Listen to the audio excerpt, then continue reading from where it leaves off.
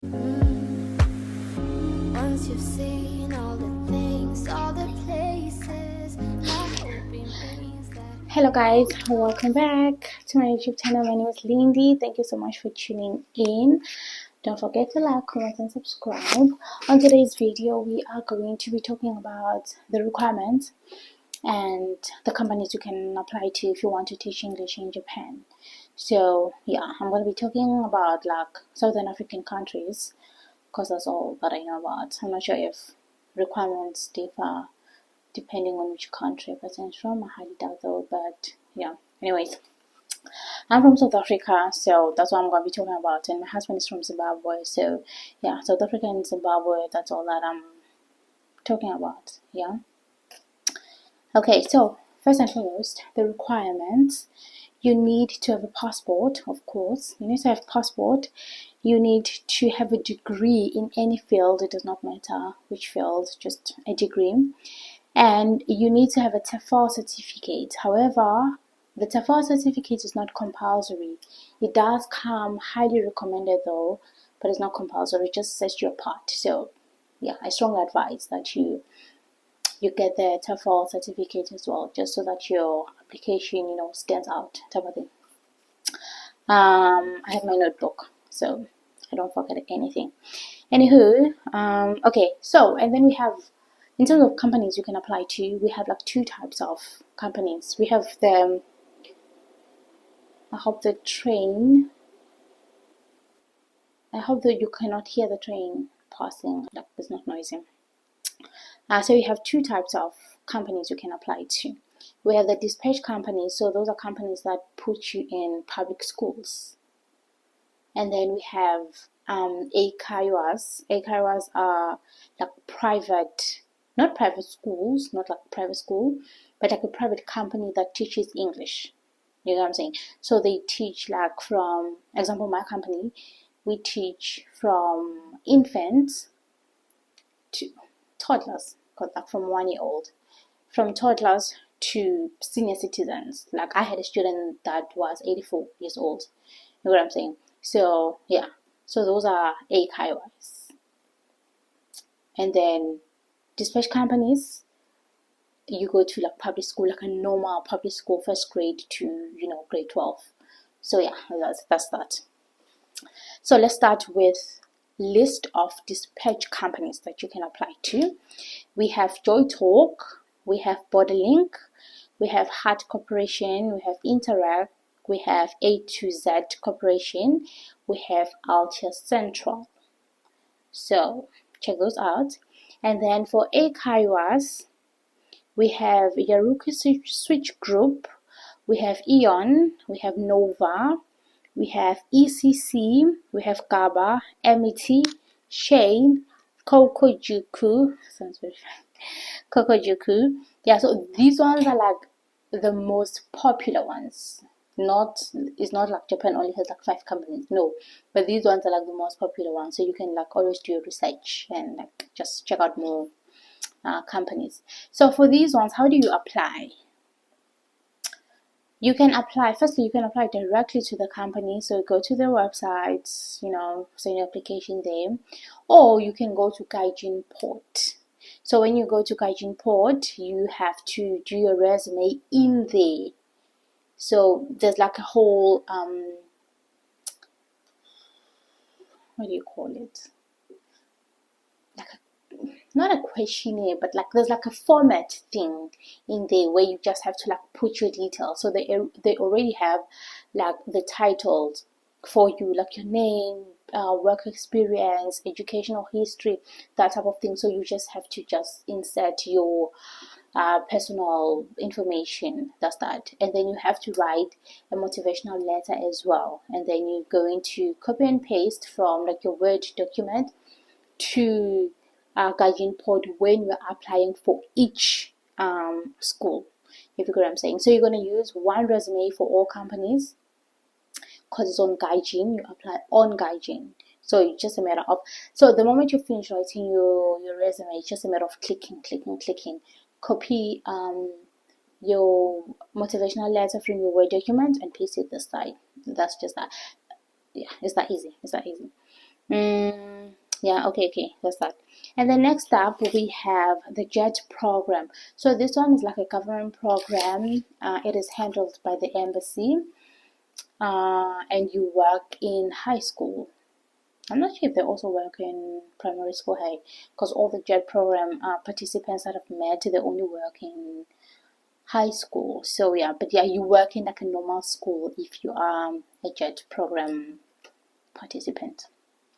So like I said, you apply the embassy, and only hard copies for your application. You don't email or anything. You have to submit physically, submit the hard copies. You can go there yourself, or you can use a courier to submit, but it has to be physical hard copies.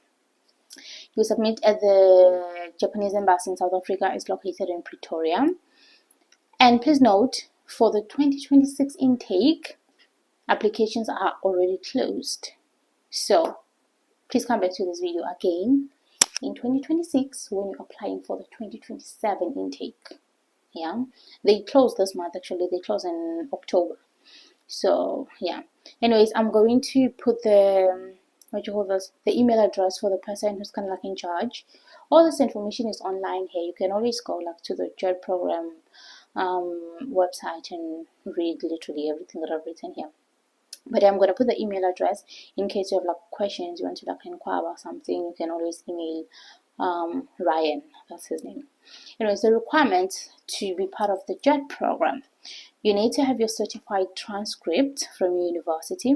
You need to have your statement of purpose. It has to be not more than 2 pages. So statement of purpose, like the essay, like why do you want to be part of the JET program type of thing. And then you need to have your degree, but you can apply even if you like doing your final year. Yeah. And then you have to have letters of reference, preferably 2 letters. And they did put a disclaimer that if you are still in university, so if you're still doing your final year, one of the letters have to come from your lecturer or like anyone who is part of your institution. So yeah, there's that. But if you already out of uni, then you can get like references anyway. And then you need your TEFL certificate, and you need your passport, of course. And then so the JET program has like 2 intakes. All applications are done at the same time, but people come to Japan in 2 phases. There's the April phase and the August phase, right? So if you want to come during the first phase, the April one in spring, you need to have your criminal record check, so your PCC, police clearance.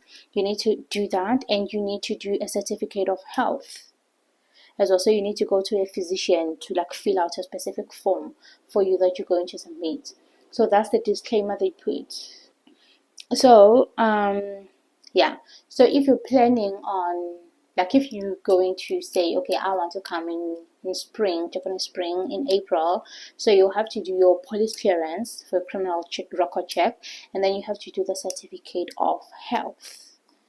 Yeah, but if you want to come during the August intake, then you don't have to do those things. That's what the website says. So I am going to, on the description box, I am going to put the link for Gaijinpot and for the JET program.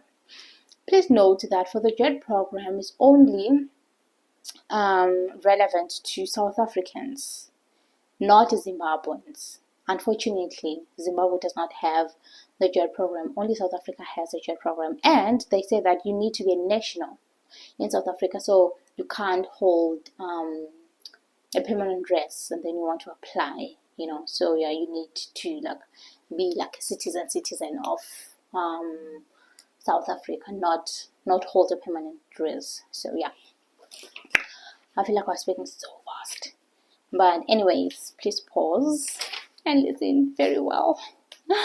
But yeah, overall, that's about it. You need your passport, you need your degree, you need your TEFL certificate, and then go to Gaijinpot and put in your details, and then you apply. So yeah, that's about it. Anyways, my husband and I, we do help people to apply to Japan. Like we help write your CV, we help write your motivational letter, and we help you like practice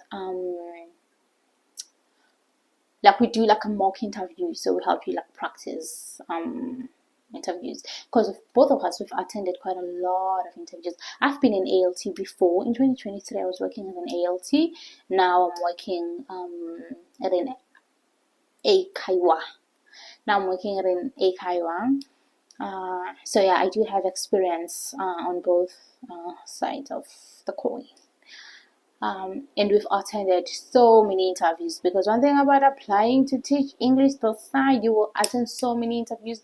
You are going to get so many rejections, but don't give up, don't give up, don't give up. Keep on pushing, keep on pushing. Eventually, you are going to get a yes. You just need one yes. So yeah, that's about it.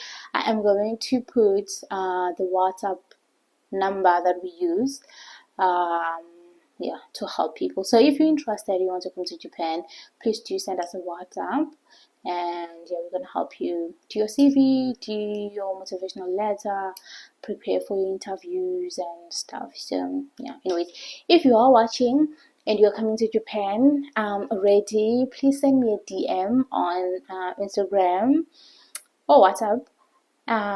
Please, I need someone to bring me knickknacks. I need knickknacks. I need knickknacks. I need acha. I need biltong. Please, in lunch bar. Like, please, please, please. Like, I'll send the money and you buy the stuff. Yeah, just like a few things. Nothing that's going to make your bag heavy and stuff. So, yeah. Oh, Hernando sauce. Oh my gosh. And Aromat. You know what? Anyways, please do send me a DM if you're coming to Japan. I just need some stuff from back home. And okay, I promise. I'm just gonna like ask for like 5 things at most. Yeah, I'm a very reasonable person, and I'm not gonna ask you to bring so many things that are gonna make your bag heavy. So anyways, that's about it. If you have any questions, please do drop them on the comment section. I'll be sure to answer them. So thank you so much, and I'm sorry for speaking so fast. Yeah, I do realize that I was speaking pretty fast. Yeah, I do speak pretty fast sometimes. So please forgive me. Yeah, I hope the video makes sense. Don't forget to like, comment, and subscribe. Thank you. That's all. From my favorite Swati girl. Adios.